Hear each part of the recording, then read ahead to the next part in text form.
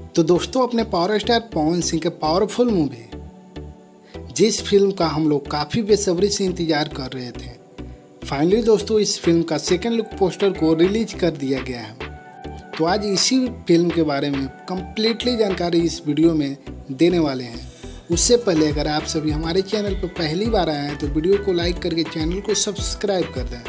तो चलिए वीडियो शुरू करते हैं। दोस्तों, अपने पावर स्टार पवन सिंह के मोस्ट एवेटेड फिल्म जिस फिल्म का इंतजार हम लोग काफ़ी बेसब्री से कर रहे थे, उस फिल्म का फाइनली सेकेंड लुक पोस्टर को रिलीज कर दिया गया है और जिस फिल्म का नाम है हमार स्वाभिमान।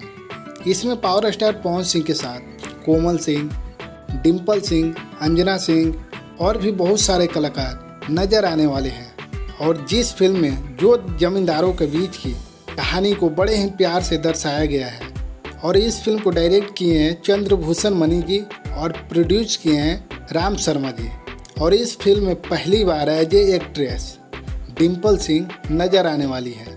और दोस्तों, आप सभी को बता दें कि इस फिल्म की सारी राइट टीम फिल्म्स भोजपुरी ने खरीदा है, यानी कि इस फिल्म के सभी गाना और इस फिल्म का ट्रेलर भी आप सभी को team film Bhojpuri YouTube channel पर देखने को मिलने वाला है।